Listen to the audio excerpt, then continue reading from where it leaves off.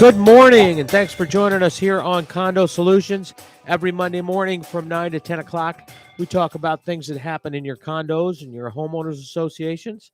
Not some of the personal stuff, but some of the legal stuff, some of the board meeting stuff. Trying to give you some insight into what's going on in condos and HOAs here in Florida.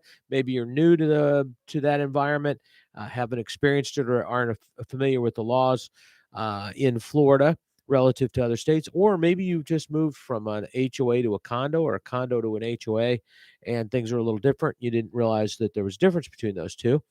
So we're here to help with that. We're here to answer your questions. 220-9788, 220-WSTU is the number in the studio, and you can call in, and Evan will get you on the air, and we'll get your question. We've got a couple things to let you know about. First of all, my name is Mark Breckbill. I'm a CPA and a licensed community association manager. Along with me is Peter Mullengarden. He's an attorney. He's been practicing in this area for 100 years or more, and he's now legally allowed to call himself an expert. I guess that's the classification now that he's. I guess you have to practice for 100 years and then pass a test, and you get to be an expert. But anyway, Peter really is an expert. He's a guy that's lived it, done this every day, so he knows the answers or has a pretty good idea where to get them, and he's here to help you out.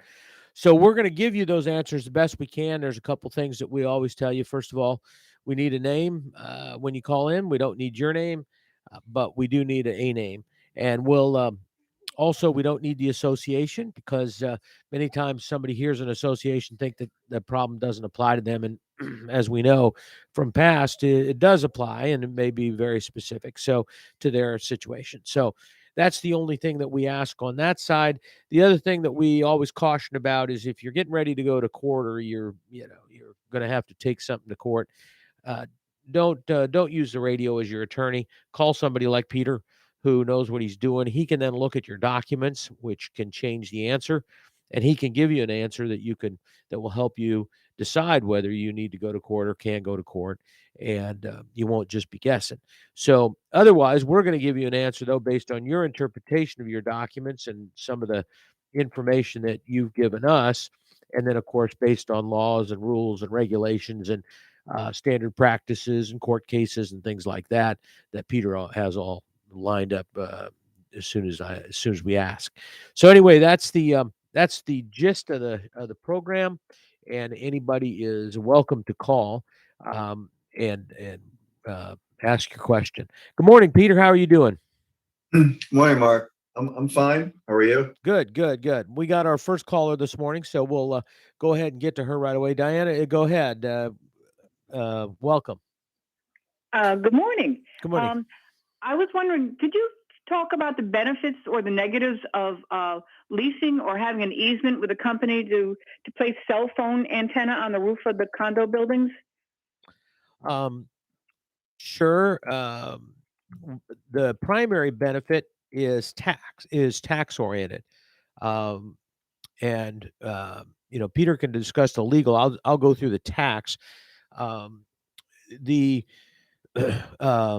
If many people don't understand, they think that condos or HOAs are nonprofits like charities. They're not. So they do pay taxes. They're a not-for-profit corporation in Florida, which means that it gives you a little bit more protection if you're a board member. There's a little bit better liability protection there because of their nonprofit status as a corporation in the state of Florida. Tax advantage. So you have to be careful if you lease some. Let's say that the cell company leases a tower, that they put in, or they lease some property, or they treat it as a lease agreement where they're leasing space from you. That in Florida and federally is a taxable transaction. That's a straight lease transaction. For tax purposes, you'd have to report that, and potentially and you'd have to pay tax on it, depending on what kind of tax you're filing. But there's a little kind of a little loophole there on condos and HOAs that if you have an easement, so all you're doing is providing them with an easement, federal tax law, there is no basis to that easement. So therefore, you don't have to. You just are reducing the basis of the unit owners, and you don't have to record that as as income. So it's kind of a reduction of your your cost basis. It's not income. So it is an opportunity when, for example, you enter into a cell tower lease, and they provide you with it's maybe some money up front, and then a set amount. Again, all of that would be subject to federal tax if it's a lease, but if it's an easement, there's provision to exclude that without having to pay tax on it. So, Peter, did you want to legal issues, lease versus easement? Well, I'm not going to get, well, the legal issues that I'm more concerned about, as far as, are number one, putting a cell tower on the common elements, typically the roof, is a material alteration. So Right. you have to look to your declaration for what is the material alteration approval. If the declaration is silent, you'll need 75% of the voting interest of the membership to approve, whether it's an easement or a lease. Doesn't make a difference. Oh, That type okay. that type of installation, because you're changing the use of the common element. And there's arbitration cases on that talk about this. So you will have to get whatever approval the documents say to do it. Condominium associations do have the authority to lease or grant easements with respect to the common elements unless the declaration provides otherwise. So you will have to look at your documents just to make sure there's no limitations or restrictions on the association or on the board from granting easements to third parties or for leasing the common elements. I mean, they are allowed to do it, but again, you have to look to see whether there's any restrictions. Typically not, but you still have to take a look. The biggest concern, like I said before, is the alteration issue. So that's my brief comment. So what you need to do is you need to build the cell tower so it looks like a big American flag, because Good idea. Or a big beach umbrella. That's right. That's right. But if it's an American flag, we know for a fact they can't stop you from flying that on common property, probably. So That's interesting. Would an easement be taxable by Florida? Is that considered income? No, it would be Florida for income tax purposes, and that's a good point. I'm glad you made that. Is that in Florida corporations, there is a corporate tax in Florida.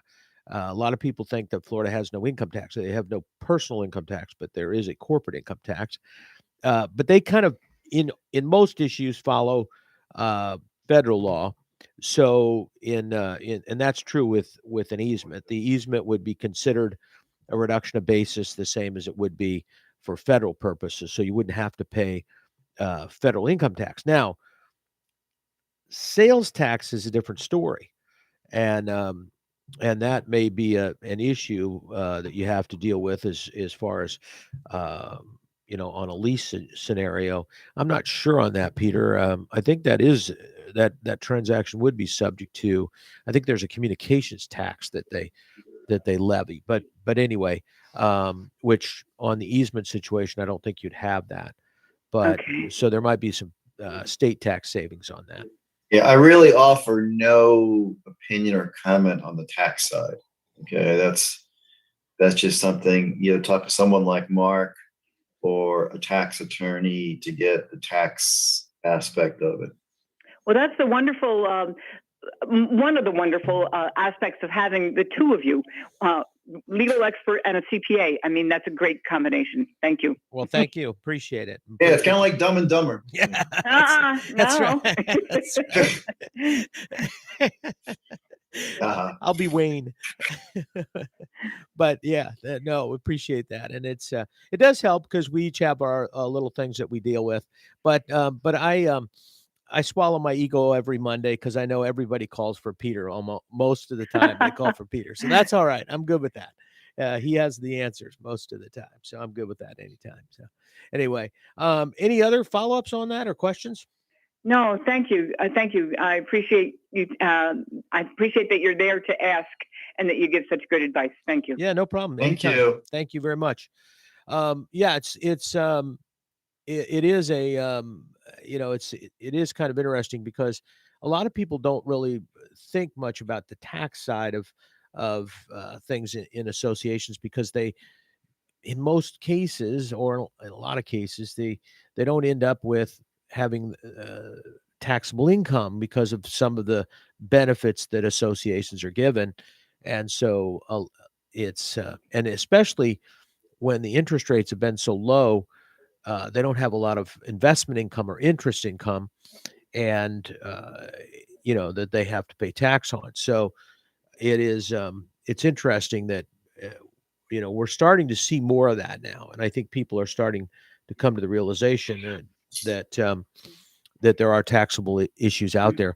And it's funny because there are some really complicated tax issues in the condo area, and it's just most people aren't don't have to deal with it. But some of the things that are going on when you've got a very complicated community, like a community that might have a golf course, or they might have a restaurant, or they might have commercial facilities, maybe a real estate office or whatever, that's all part of the same community, and how that's handled from a tax standpoint can be really tricky, because if it's not handled correctly, it can cost the association a lot of money in taxes. So, Can I ask you one other question that just came to Sure. mind? And Sure. because I know nothing really about easements, can easements be time limited? I mean, a contract, we sign a lease that is for 20 years or more. Is it an easement forever, or can it be temporary? An easement can be limited. It all depends on the terms of the easement. You can have an easement for a set amount of time. Other easements are in perpetuity, but yes, it can be time limited, just like the lease. The lease for these cell towers, usually, I haven't done one for a while, but usually the way I remember them, they were like 5-year leases that automatically renewed for like 4 terms. It ended up being 20 years. But the easements can have a limit as well. I know that our board is looking at something like 26-year lease. And it just seems like a very long time to make a promise, but okay. That's not, yeah, but usually these cell tower deals or transactions usually are long-term, because the company invests a fair amount of money in the equipment. Right.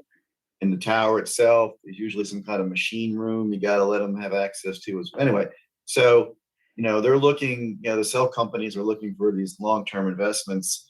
Of course, technology changes, so as far as how long a cell tower is going to be effective with whatever. But anyway, long story short, you can limit it. You just have to negotiate, as far as what kind of term works out.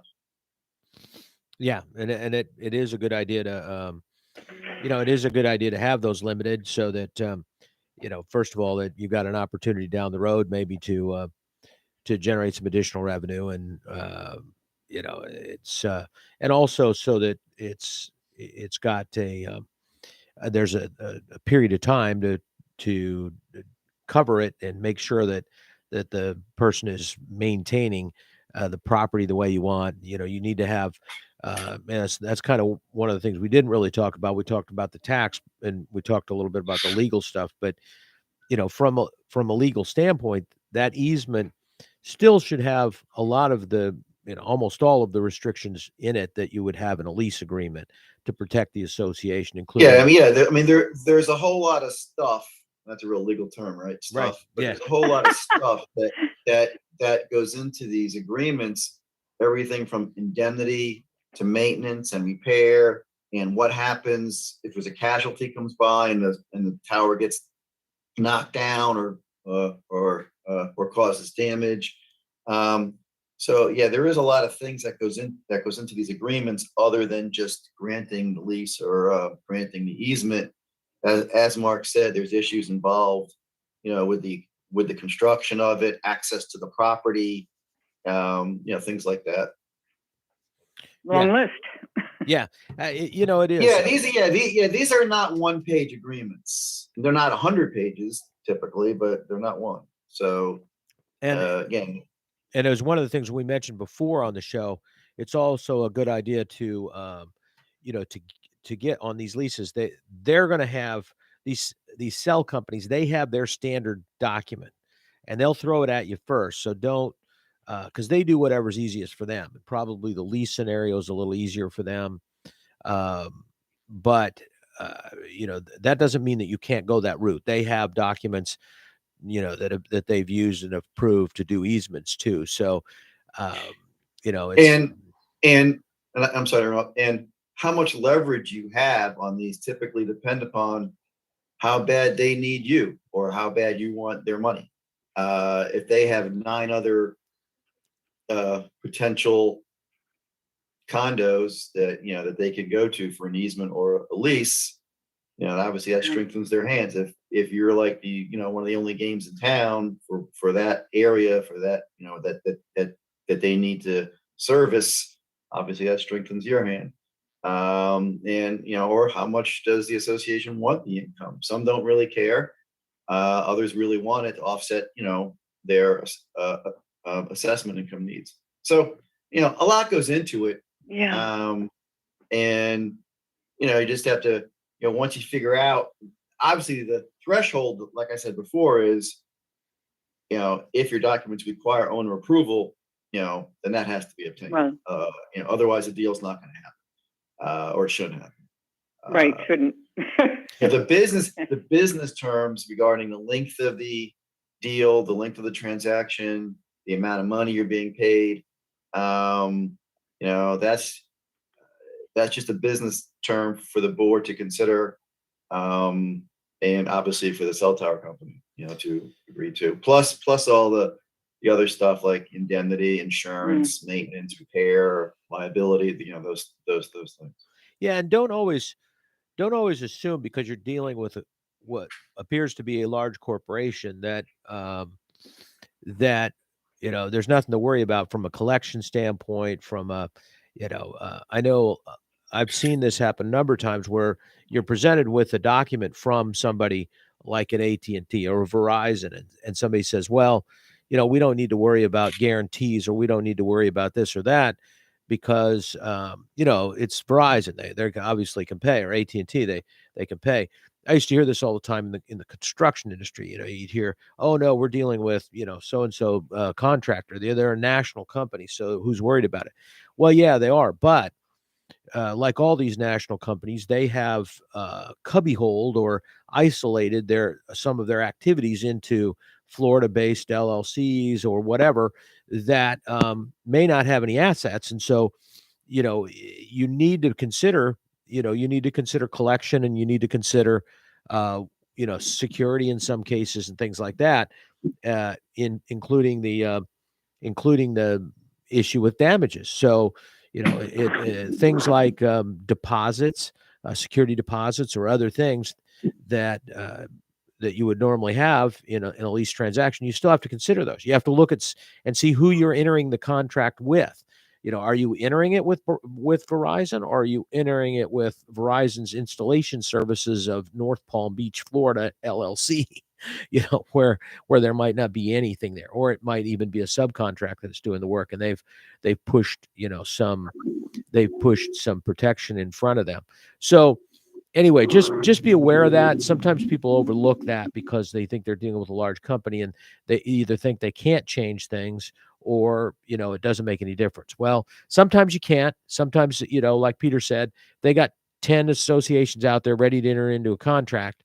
You're not going to have quite as much leverage. But the other side of it is, if you're in a position that you're choosing maybe between a couple companies, and you're going to want to make sure you get paid, and so And some of these companies are not going to make it. Not all of them are going to survive just because they're publicly traded companies. We've had a number of them go out of business. So anyway, just as a caution to take a look at. So, but anyway, all right. Let's see. We've got. Do you have any other follow-ups? Okay. All right. John, go ahead. Good morning, gentlemen. A Morning. couple of weeks ago, I had asked you a question about a property management company. If the POA wants to hire the property manager off the clock, whether or not it was considered overtime if he's off the clock. And I believe I heard you say that it would be considered overtime, and I'm assuming that's some state or federal labor law, but I've been looking for it and I can't find. So maybe I misunderstood you. Well, here's the thing.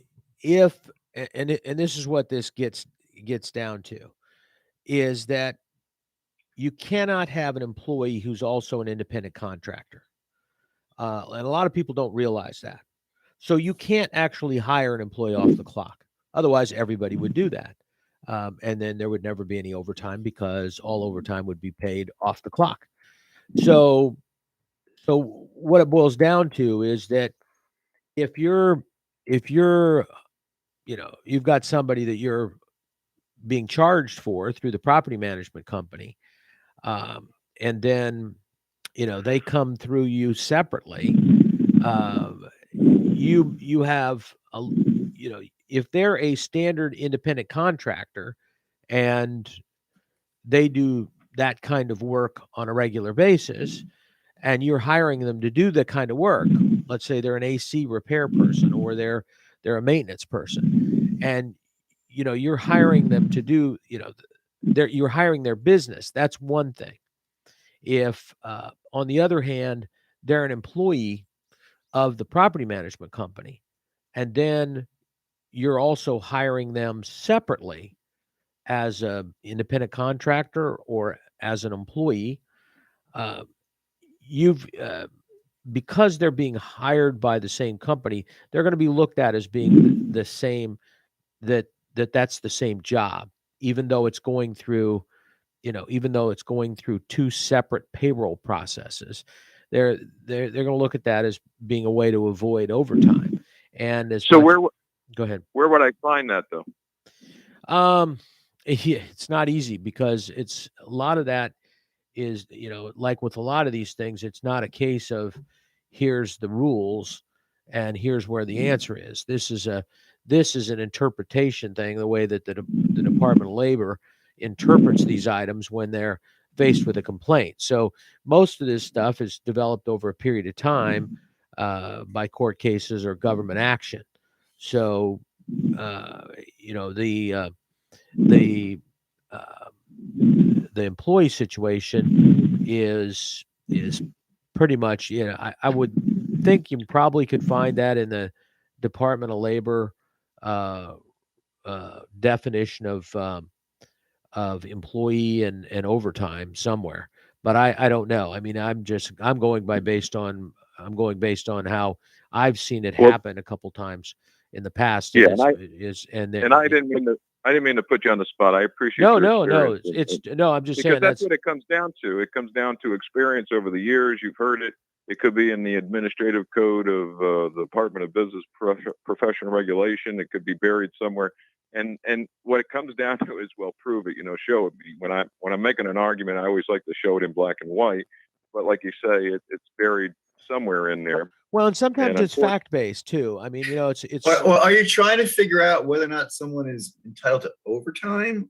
I mean, is that the real? Well, there was two issues. First of all, when I called, I didn't think it was right to use our manager off the clock, even though he works for a property management company, and it's the Property Owners Association that was going to pay him off the clock. And then that's when I believe Mark mentioned, well, he's probably entitled to overtime. So I wasn't aware of the overtime issue. I was just thinking it's probably not wise to hire your property manager off the clock.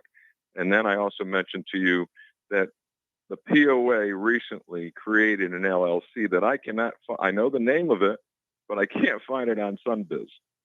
Okay. So it just gets more and deeper in the woods here, and it doesn't smell very right to me. Now you might check on that second issue.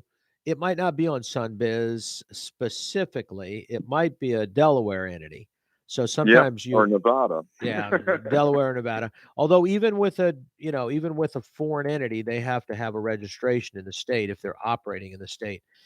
Relative to the situation with,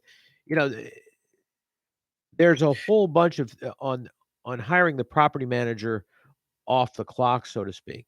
You've got a number of different issues. You've got licensing issues. Is the person actually functioning as a property manager? Well, if they are, then they have to have a license, and that license has to be hung with a company. In other words, in Florida, most professions now, CPAs, mortgage brokers, whatever, you can pass the test, get your license, but you can't go out and practice in that area unless you're doing it through a licensed company, a licensed firm. Now, as a sole proprietor, I can set up a separate firm and license through that firm, but you have to do that. So that's why, if you have a property manager who you're now pulling off the clock, you need to be paying them. If you're paying them as an employee of your company off the clock, they need to have a license. That license then needs to be, because if they're going to be doing property management work, they have to be licensed to be a property manager. I understand that point, but in this case, it's not as difficult as that. It's just to hang holiday lights. Well, then, if that's the case, you're hiring them as a maintenance person. And, yes. And there again, that might be, if you're hiring them for a completely different job, maybe that's something they do on the side for other associations. You might not have a problem. Okay. Because it's a different fact situation. Yeah, but you might want to talk to your insurance companies Right. about workers' comp issues there. Don't know if there are any. Yep. The overtime He's gonna be on a thing, ladder. there are pretty substantial severe penalties for not paying overtime under the National Labor Standards and Rates Act or whatever. I got that name wrong, but that's where the overtime stuff comes from, and they're pretty strict on that. And Mark mentioned the licensing. I see potential issues maybe if he falls off the ladder and gets hurt. So yeah, that's my biggest concern too, is the liability issue here. Let me pivot, if I may, to one quick question. During an election, if you have a development and the declarant is way gone, the developer, and because of the last housing bust in 2008, everything didn't get built out. So all these lots got bought up by an investor. The investor sold it to a builder. And now the builder is going to be building what it's platted for. The issue is the election. The private investor used to vote, let's say 100 lots he owned. He owned 100 lots, so we'd have 100 votes. Now that the builder has bought those lots under an LLC, and they've named it a different name than their actual company name, does that make any difference as far as an election goes regarding casting ballots? well, the ballots are going to be cast clearly by the new owner. Okay, whatever that is. If it was class I was told the builder voting, couldn't vote. I was told by another person that a builder could not vote. that's not necessarily true. Yeah, I mean, I have not heard that. no, I Or a mean, it depends. developer. Okay. So, as long as you own a lot, you're basically, entitled to vote in our if a builder is determined to be a developer or a declarant, they can vote, but after turnover, they typically can't vote to put in a majority of the directors. Can only vote for a minority of the directors. So it depends, but they don't lose they do have voting rights. And if it's a non-declarant, if that's not an issue, not a developer, not a declarant, then yeah, they would vote just like any other owner. I mean, unless, But they I couldn't- have to see these couldn't- documents. I mean, usually they most couldn't- HOAs couldn't have vote. class voting. They couldn't vote for the whole board, is what you're saying. They could vote for, let's say you have a 5-member board. It they could vote for depends, 2, but John, not- it depends on whether they have declarant authority or not. If they're not a No. declarant, if you're not a No. developer, they can probably vote any way they want, most likely. Okay.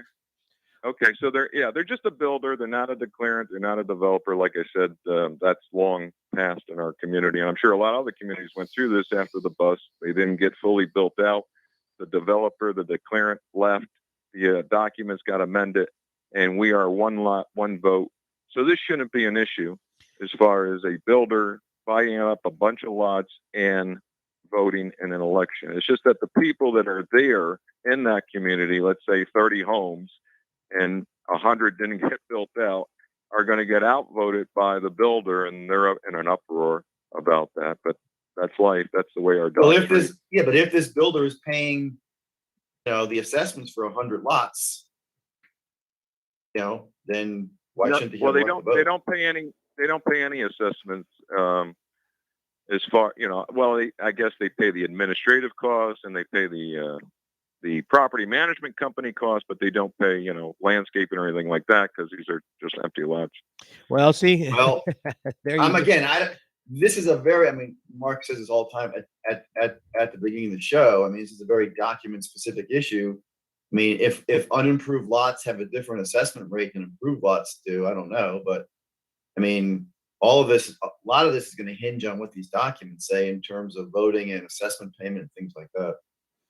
Yeah, it's funny, John, because there's a whole, now this is in condos, not HOAs, but there's been a whole series of lawsuits around the state of Florida relative to when you have to pay assessments on unbuilt units, and that they were referred to as phantom units or unbuilt units, and in most places now again condos, in most places in the state of Florida, most courts, if you've declared a unit, even if you haven't built it yet, the developer has to pay an assessment on that unit.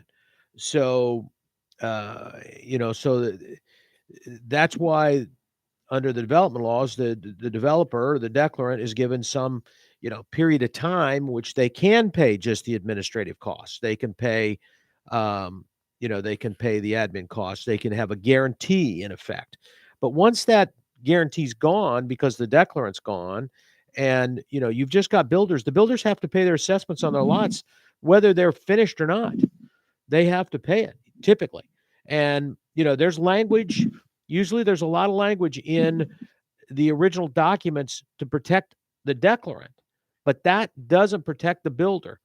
Now, occasionally the declarant can transfer that right to the builder. And sometimes the builder can come in and resurrect those rights, but most of the time that's very difficult to do. Again, and it's a lot different in HOAs than condos, because the condos, there's some law relative to this. There's rules, there's laws relative to what the developer can and can't do, and that in the HOA world, a lot of that's going to be based on how the declaration was originally written, and what it allows the developer to do. So, for example, sometimes the declarant can transfer their rights. So they may have had a company that was doing this work that was the developer that went broke, but they potentially could have transferred the development rights. Now, that's going to go through a whole process too, and the courts could have stepped in and all that kind of stuff. But it gets very difficult when you're talking about unbuilt units. They don't just normally get to sit on that property. They've got to pay for it. Then again, you get into the condo side, and you've got what they call bulk sale provisions and bulk transfer. Those are situations where there's provisions in the law to protect a bank, for example. If a bank has to foreclose on a bunch of property, then they have certain rights that's different than the standard right because of how they obtain title. It's the same thing if somebody goes in and buys a large block of in the condo world buys a large block of units to sell out or finish out or whatever. Those they're given not the same rights as a declarant, but they do have rights and restrictions more than the average person does. But Yeah. it's Well, in this case, that was a long time ago. The declarant created an LLC, and that's long been dissolved. The declarant's gone. Nothing was transferred to this new builder, which is a national company. But the thing is, the way our docs read is one lot, one vote, and we have other lots that are empty that are privately owned, and they just pay the admin and the property management fees because the only thing that we use, and it's not a gated community, we just use common expenses would be the main thing would be landscape. We don't even have a cable contract. So if you have an empty lot, there's really nothing to pay if you're not having your lawn mowed, except for the administrative costs. And I don't see an issue with that.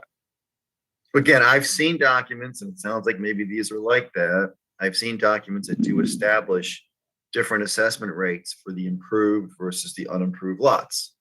So that these documents may have that class type of assessment allocation. And you said, everyone votes one vote, whether they're unimproved or improved. Again, that's also document driven. Yes, that's the place I would start. And I would, I would look at that, John, and real closely and find out if that still is applicable because, and if it can be challenged, because here's the issue. If I can sit on a lot for the next 20 years, because I don't really have to pay anything, I'm going to sit on it until I got it sold. The community then is going to have 100 lots that aren't going to get built on because you've made it cheaper for them to not build than build. So there's a significant cost to the association of allowing them to just sit on those lots and not have to pay any assessments. And I understand what you're saying. There's not a lot of cost. Well, the cost is that the people who have built their homes are going to have to pay more to maintain their community because the 100 homes that haven't been built yet aren't paying their fair share. Yeah. Well, like I said, the only thing they're not paying for is landscaping. They are paying into the administrative side and the property management side. And I really don't know what else they would pay into, because if I owned a lot, why would I get charged for landscaping? Now, I know when I first moved to PSL, I was charged for garbage, even though my lot wasn't built yet. But that's the way the city does it. I mean, they're going to charge you, for garbage, whether that lot is improved or it's not improved. But if landscaping is a common expense, even though it's for the individual lots plus in the common area, and if it's a common expense that everyone shares, whether I have any landscaping on my particular lot that is being serviced, I would still have to pay my share of the common expense because it's a common expense. So again, I'm not sure why they would be excused unless it's said in there specifically that if it's not improved, then certain expenses are not common expenses. Well, in this case, it's a multifamily neighborhood with townhomes, and the landscaper's only charging us for the lawn that he's cutting, which is the 30 homes that are there. The 30 lots that are there that have landscaping, and the other lots that are not built on are just growing. The weeds are growing crazy now. The previous owner, no, I understand. No, John, I understand that, lawn, but at his own expense. But I understand that, but it's still whether or not those 30 lots that are being cut, even though the landscaper is charging you for 30, is that expense to be spread over 30 or over 130? Yeah. If it's common, it's common, even though I'm not getting my lot cut yet because I don't have any grass on. Yeah, and I guarantee you the price is different to do 130 lots. It's the price per lot is different to do 130 lots than to do 30 lots. So it's costing those existing homeowners something. they're maintaining their landscaping. That's costing something because that's making the community nicer. And Mhm. that's what I'm saying. A lot of times people overlook the fact that just because, as Peter said, you might not have any landscaping, anything specific on your yard. You may not have any of the, because they're not there, or maybe they're, even when they're going to be built, they're not going to have certain landscaping. But that doesn't mean you get to carve it out and not pay for it. And that's the thing. Well, Everybody's paying yeah. to live in that community. You Yeah. get into the thing, well, here's a $800,000 home. My home's only 500,000. So I'm only paying, I'm not going to pay the same as an $800,000 home because my home's not worth as much. Well, but you've got the advantage of the community that includes the 800,000 home and the $500,000 home and all that. And so that's why it is a little bit, that's why they, as an association, you don't really want to have a lot of that, because builders will sit on lots forever. If they can sit on a lot for almost no cost, why not? At that point, Yeah. they just don't have to build until it becomes profitable for them to build it. Yeah. Well, I understand what you guys are saying. I'm not disagreeing with you, but what I'm saying is the landscaper, we just got a new landscaper, and when he gave us the bid for this particular neighborhood, because we have different neighborhoods and everybody's neighborhood is different and they pay separately. There's a separate bank operating account for each neighborhood. So in this particular neighborhood, the 30 homes that are there are getting charged for 30 lots. 30, whatever the landscaper feels at that acreage, whatever way he calculates it, he's only charging for that area. He's not charging for the whole 130 area. And if he was, then you're absolutely correct. Then the 30 But again, people are but paying I'm for saying, 130 lots. but I'm saying that's not the issue as to who pays.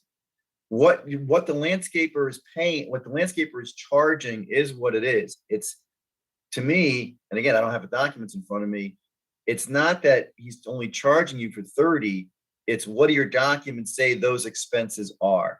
If those expenses are common expenses, even though they're not being done to common area, then everybody shares, even though my lot's not being cut yet. That's what I'm saying. So what the landscaper charges, he should only charge for cutting 30 if that's all he's doing. But the allocation might be over everybody, not just the 30 who are actually getting the service right now. Well, and even if they're on the 30, John, even if they're just on the 30, if I'm a landscape person, I want to make a certain amount of money for a neighborhood or project or whatever. So I'm going to build that in. So on those 30 lots, let's say I'm going to make $100 a year. So I'm going to make $3,000 on those 30 lots, right? For that neighborhood. Well, at the same time, there's another 100 lots that, I could be making $10,000 on. And those I'm not. So it's costing me more money because because I still got to go out to the same neighborhood. I'm just cutting less lawns that I get less money for. No, I understand. So I understand. Yeah, I get it, but wait, I don't want to get into the woods here, but the other neighborhoods, there's 150, there's 50, there's 30. It adds up to almost 200 homes that he is mowing, and it's not like he's just got to come out for just these 30 lots. So it's more complicated. But I agree with you guys. I do. I mean, if he was charging us to mow 30 lawns and charging us at 130 lots, to me, yes, no, the builder would have to pay into that because we're being overcharged. The 30 are being overcharged for that. But if you own a lot and you're not getting that service, I agree with you, Peter. I'm going to look in our docs to make sure, because if it says it in the docs, it doesn't matter if it's fair or unfair. It says it in the docs, but I don't believe our docs do. And if you do own a lot and you're not getting that service, like why charge a guy for an empty lot and for cable TV and landscaping if he's not getting cable TV? Because if it's a common expense, I mean, this is a bad analogy, so I'm going to use it anyway. But I've heard for 35 years from first floor owners, why am I paying for the elevator? I don't use it. Okay, well, because you're in a condo and everyone pays for that elevator. That's a poor analogy, but here, if the documents make it a common expense, Whether or not I'm getting a direct benefit from it because they're not cutting my grass, it's still common. That's all. That's the only point that I'm trying to make. This all boils down to whether or not this is a common expense, notwithstanding whether I'm getting a direct benefit like the people that are getting their yards done are getting. That's, to me, is irrelevant to the point of what type of expense is it under the documents. If it's common, it's common, period. Yes, and I agree with you. It's Okay. Homeowners or condos are socialist institutions. Everybody pays. That's right. I mean, I get that. I get that. And I get Mark's point, which is excellent. Both of your points are excellent. And Mark is saying, hey, push that builder to build. Don't sit on those lots. So I like that argument too, because you don't want a builder just waiting for the price of homes and lots going up so that he can cash in, but he hasn't paid his share over 20 years. Right. Yeah. And then you can't foreclose on them and all of that kind of stuff. So you can't make them do anything. So, so that's my point too. And like I said, it sounds like you've got a landscape person that does your whole community. Yes. But I guarantee you, as you get bigger, there will be, if you put those jobs out for bids, you're going to find that the overall cost of landscaping in your community is going to go down because this is a budget issue that we just go through every single year. Right. We have to put in 130 lots, even though we're only going as 30 lots, because those other 100 lots are unimproved. And the 30 people always look at that. And I'm never comfortable with that number either. I think we should just create a budget for 30. And as the new units come on, whatever the per unit cost is for each 30 should just be simply added as you go. But I could be wrong. Yeah.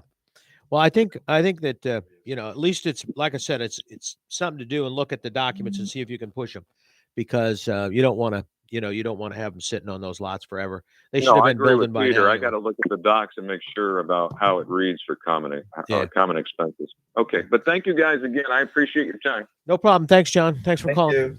Yep. So, it's kind of funny, Peter, that these kind of things get kind of complicated sometimes, because this is the one area where there's quite a bit of difference between HOAs and condos, this in some of this developer stuff and some of the rules, because of really the Department of Business and Professional Regulation Division of Condos, because of the rulemaking authority they have. We have a lot better roadmap for condos that are being developed than we do for HOAs. So it makes a big difference. But anyway, we're running out of time, but we appreciate you joining us. We appreciate the phone calls. Hopefully you'll come back again next Monday and listen to us and join in and ask your questions. Tell your friends. We're here every Monday from 9 to 10 o'clock right here on WSTU Digital 1450. We're Martin County's Heritage Station.